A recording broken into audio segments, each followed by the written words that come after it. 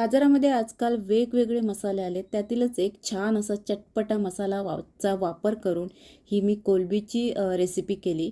तर ती आज आपण करणार आहोत. त्याचबरोबर ही कोलंबीसाठी आपल्याला जास्तीचा टोमॅटोचा वापर करणार आहोत, तर त्याचाही स्वाद असणार आहे. तर कोलंबी इथे मी धुवून घेतली आणि हे 2 टोमॅटोज आणि एक कांदा लागणार आहे फ्रायसाठी. तर तो घेतला आहे. ते टोमॅटोज आणि कांदा दोन्ही चिरून घेते. आता मी इथे एक कांदा घेतलेला, पण तो खराब निघाला. हा मला आता फेकावून द्यावा लागेल. मी आता दुसरा कांदा घेते, तो मी बारीक चिरून घेते. कांदा, टोमॅटो त्याचबरोबर आपल्याला लसूणही लागणार आहे. तर ती लसूण सोलून ती पण मी बारीक चिरून घेते.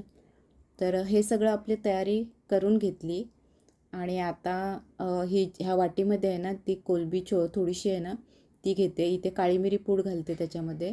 आणि हा जो मी मसाला म्हटला आहे ना मार्केटचा, तो आहे हा पेरी पेरी मसाला 1 चमचा आणि हा आपला नेहमीचा लाल मिरची लाल मसाला आणि हळद घालते. तर हे सगळे आणि मीठ चवीनुसार.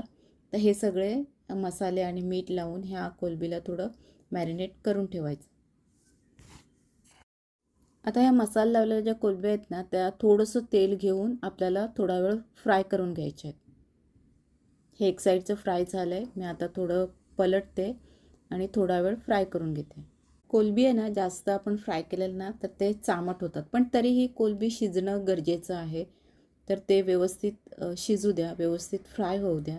आता हे फ्राय झालं आहे, ते मी आता एका वाटीमध्ये काढून घेते. ह्याच्यात अजून थोडंसं तेल लागेल, तर थोडंसं तेल घेते मी. लसूण घालते, कांदा,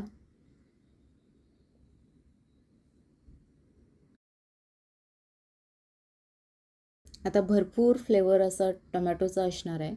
त्यामुळे ते अशी ना ज्युसी म्हणतो ना, एक ओलावा टोमॅटोचा छान असा स्वाद आणि टोमॅटोचाच ओलावा असणार आहे. ही कोलंबी असणार आहे.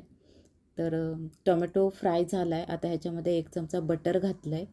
त्या बटरमध्ये पण थोडा वेळ टोमॅटो हा परतून घ्यायचा. त्यानंतर ही फ्राय केलेली आपण कोलंबी घालायची त्याच्यामध्ये.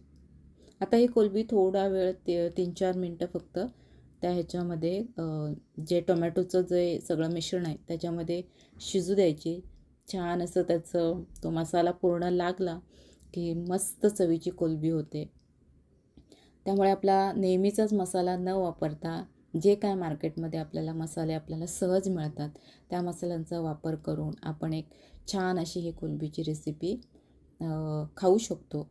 जे आपण बाहेर गेल्यावर खातो ना, तर त्या ह्याच्यामध्ये पण असेच वेगवेगळे मसाले चा वापर केलेला असतो.